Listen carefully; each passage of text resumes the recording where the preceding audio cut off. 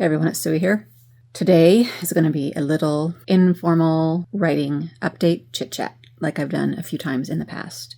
I mentioned a couple of writing things in my recent videos I've put up in the tags or in the monthly check-in. I can't remember which video it was. I talked about some writing things and promised a future video about them. I think I'll just combine all of my grievances into one video. Even though they might not necessarily be related, it will be for anybody who is interested in the writing journey, which I know is only a very small handful of you. So I figured I would just do everything I'm thinking of in one video. So I guess the first thing that I want to rant about, I guess is the word. I was brave and entered 2 first chapters in the first chapter contest at the writing conference that I went to in May. This is something that they do every year, something that I thought I would probably never do, but my friend encouraged me to do it. She was going to do it, so I decided to be brave and do it. She ended up winning 3rd place in her category, which is middle grade fantasy, and so that was awesome, but I did not win anything, which I did not expect to, and that was fine because the main reason that I entered the contest was to get the feedback. Regardless of whether you win or not, you get some feedback. 3 different judges for each chapter. I'm not sure who the judges are. They say they are advertised as professional judges. And I feel like I am not one to complain at any sort of critical feedback in general. I want the critical feedback, right? I want to know what's wrong with my story. I want to fix things. I want to get better. So the feedback is fine, but what they give you is a form that they fill out. And so the judges will make comments for all the different parts of the rubric that they're following to judge the chapters. And so I just took all the interesting comments that they made and made columns. One where it's, this is bad column, one where this is good column, and one where this is what you need to fix column. So I'm actually working on writing a whole different story right now. And then my other story I'm trying to revise. And then there's this story, which I was completely done with. I've had beta readers look at it, and I was actually querying it couple years ago. I haven't been doing that lately because I didn't really know if it was something that I should be actually trying to publish. So I haven't really been working on this one, and it's kind of been out of my mind a little bit, but it's still something that's driving me crazy because I wish I could do something with it. This is the book that is set in the 80s and told just through the notes that the 2 girls write to each other, based on some funny things that happened to me in the 80s, based on my love for writing notes to my friends back then. And I thought it would be really funny or fun, I don't know, to recreate sort of that vibe and that feel and mush together some crazy things that happened all into one school year. So the notes start on the first day of school and then they end the next summer, and they follow these 2 girls who write to each other and their boy craziness, family life and school life that happened in their junior year of high school in 1982. That's the background of this story. At all this time, I haven't been sure if it's something that could be published or not. And I mentioned that I just recently saw somebody who does reels with author hints and helps. And somebody asked her about books that are set in the 80s and 90s. I've always considered mine a historical fiction. I know it's weird that 80s are historical, but it's far enough in the past that they could be considered that. But she was saying that if you are basing it on your own experiences, then it's not considered historical fiction. It's considered nostalgic fiction, which she basically acted like would not be something that anybody would want to publish. So that answered that question. The fact that somebody who didn't live through the 80s could publish a book set in the 80s, but somebody who did live through them couldn't is an annoying thing, at least according to this person. I mean, that's just her opinion, I guess, but I have been thinking that the nostalgia of this book is something that would be marketable. Like I was using it as a selling point in the query letter. So I'm so confused about that part for really. But all that aside, I sent it to the first chapter contest because I thought it would be interesting to get a professional opinion about the feeling that they get from those first few pages. It was very discouraging, to say the least, for that particular book. One of the things that made me crazy was that the very first page at the very top, it says August 1982. I'm telling you the time period right from the get-go.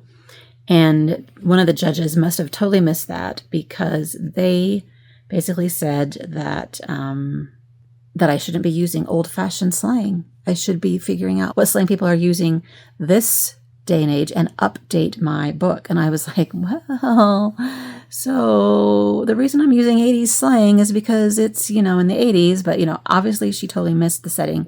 And I think somebody else, the third judge, missed it too because they were confused. So I'm not sure how to make it a little more clear when it's set, when I actually have it as a heading. And obviously the reason I'm using the 80s slang is for you to know that that's the setting. I'm not sure what else to do on that part. I mean, as you read through the book, you will get to events that happened in the 80s. I mean, but that's not at the very first chapter, I guess. There are things that you will see. They're talking about going to E.T. and they're talking about, later on, they're talking about going to Return of the Jedi. So there's things like that will pop up. And the last episode of MASH, I don't know if you remember that, but they talk about that a little later on. And I think they talk about some stuff that's happening in the world. I can't remember. I'm just like, do I just count out everything a judge like that says? Because that they just skimmed over your words and didn't even pay attention? I don't know. Funny to compare like these columns that I said I made because one of them said that the nostalgia is fun. This is especially the case for the other chapter that I sent in, the space opera one.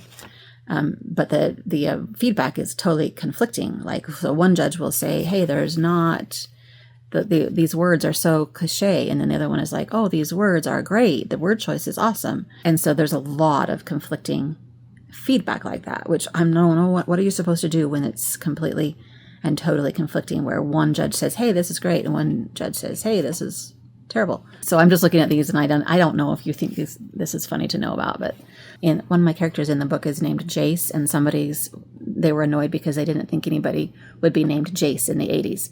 And I literally took that name from somebody who I knew in the 80s named Jace.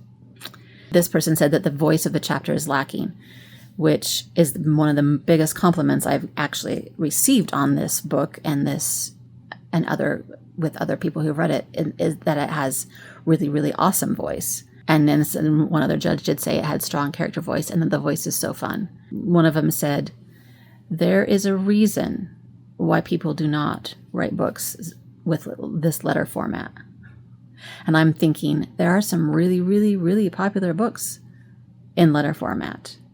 Dracula, the Guernsey Literary Potato Pill Pie Society, and Bronte's letter, The Tenant of Wildfell Hall, I think is a letter format. I mean, there's bunches of them. So it's like, to say something like, there's a reason nobody writes like with this. It's just like, Somebody said the pacing is too quick. Somebody said the pacing is too slow. Take it out of letter form and put it into a narrative form. There's no hook. We don't know what the conflict is. Change Jace's name to Jason. Make the characters different. We can't tell them apart. So that was my annoying feedback. But I guess the feedback is fine. But it bothers me that they're telling me to take it out of letter form. It bothers me that they're saying things like, there's nobody named Jace. And it bothers me that they're like, hey, you should update the slang. This slang is too old. And it bothers me that they're like, I can't quite tell when this is set. Stuff like that makes me just want to ignore every bit of feedback from those particular judges. The feedback from the other chapter was a little better, I guess, but still. One of them that was funny was, there are too many adverbs, like this sentence. And then they gave the sentence as an example, and there was not one adverb in that sentence. There was adjectives, and they were telling me to get rid of those adjectives, which is actually how you write, by using adjectives. I know adverbs are frowned upon, and I try not to use adverbs, and I would be fine getting feedback of saying, you should use less adverbs. But if you're going to give me an example, give me an example with an adverb in the sentence and not just full of adjectives, and then tell me to take out the adjectives. Do you know what I'm saying? Do you know what I'm saying? So that's my annoying thing on the first chapter feedback I got, and how I should figure out how to push through and ignore the feedback and not take it to heart, as far as, your book is crappy and you should totally change it up. The whole point of that book is to have it be in letters. I mean, if it's not good as the format it's in, then that's where I will say, yes, I guess I should not pursue publishing it. But my friends have suggested that maybe I try to self-publish it and put it in a format that is almost like a graphic novel, where I actually make pages that look like handwritten notes, where there's like lined paper and as a background, and then you make it in, handwriting font, and then add doodles to it and really personalize it up between these two girls as if it looked like an actual note that they've sent. And so I started playing with that idea, and I think I might keep going and just do it and just see what happens and see if I can stick it up there and do my own thing. Because obviously the publishing people are annoyed by something that's a little bit unique. That was a long talk, but this is okay. We're just going to chit-chat here some more.